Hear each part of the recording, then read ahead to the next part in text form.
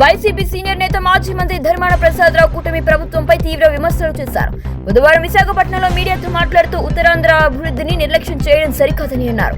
ఉత్తరాంధ్ర ప్రజల డబ్బును అమరావతి అభివృద్ధికి ఖర్చు చేస్తున్నారని ఆరోపించిన ధర్మాన ఇదే విధానం కొనసాగితే రాష్ట్రంలో మళ్లీ విభజనవాదానికి ఊతమిచ్చే పరిస్థితులు ఏర్పడే అవకాశం ఉందని వ్యాఖ్యానించారు.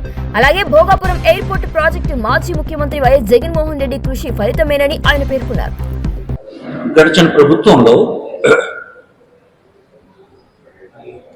ఆంధ్రప్రదేశ్ ప్రభుత్వం అంటే జగన్మోహన్ రెడ్డి గారి నాయకత్వం ఉన్నటువంటి ప్రభుత్వం, ఆ ప్రభుత్వానికి నాయకుడిగా ముఖ్యమంత్రిగా విశాఖపట్నం, శ్రీకాకుళం, విజయనగరం ఈ పరిసర ప్రాంతాలకు అందుబాటులోకి రానున్నటువంటి ఎయిర్పోర్ట్కు 2023 మే 3వ తేదీన ఫౌండేషన్ స్టోన్ వేయడం జరిగింది.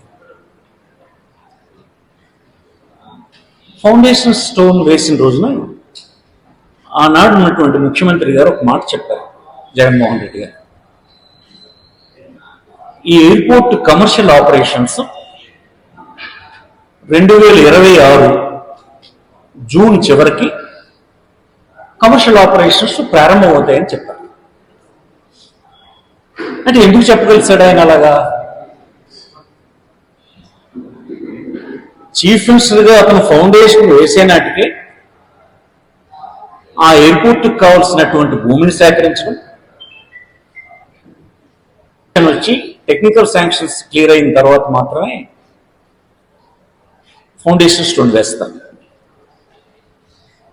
లేదు ప్రైవేట్ పెట్టుబడులు ఉన్నటువంటి ఇలాంటి వస్తే ఫైనాన్షియల్ క్లోజర్ అయితేనే, ఆల్ పర్మిషన్స్ కంప్లీట్ అయిన తర్వాత ఫైనాన్షియల్ క్లోజర్ అయితేనే ఫౌండేషన్ స్టోన్ వేస్తారు. అదే సాంప్రదాయంలో జగన్మోహన్ రెడ్డి గారు దీనికి పునాదిరాయి వేయటం, ఈవేళ అతను చెప్పినట్టుగానే జూన్ 26, 30 అయిపోతుంది, 1వ తేదీన ప్రధానమంత్రి గారు దీన్ని ప్రారంభిస్తున్నారు. ఇప్పుడు రింగ్ రోడ్ నేనే ప్రతిపాదించాను, నేనే చేశానని చెప్తాను. ఒక రింగ్ రోడ్డే కాదు, ఇలాగ అనేక అంశాలను ఆయన చెప్తూ ఉంటాడు. బహుశా నాకు తెలిసి ఆయన అది మానుకోలేడని మనం చూస్తాం. ఆయన వ్యసనం కింద అది అయిపోయింది. ఏది ప్రపంచంలో వచ్చినా, ఏది రాష్ట్రంలో వచ్చినా, దేశంలో వచ్చినా దానికి నేను ఇనిషియేట్ చేశానని చెప్పేటువంటి అలవాటు ఆయనకు ఓత్పదంలాగా అయిపోయింది. ఇక్కడ కూడా ఈ ఎయిర్పోర్ట్ కూడా అదే పని చేయాలనుకుంటున్నాను. చేస్తే చేశారు, మా ప్రాంతంలో ఎవరికి ఇబ్బంది లేదు. కానీ వెనుకబడినటువంటి ఈ ప్రాంతానికి మీరు చేయాల్సింది చేయకుండా ఇతరులు చేసినవి నేను చేశానని చెప్తూ చేయవలసినవి చేసేసాను అన్నటువంటి దీంతో తప్పించుకోవాలని చేసే ప్రయత్నాన్ని మేము ప్రశ్నిస్తున్నాం. ఈ ప్రాంతంలో ఉన్నటువంటి వెనుకొన్ని ప్రాంతాల్లో ఉన్నటువంటి వాళ్ళు నోరు మూసుకొని కూర్చోరు.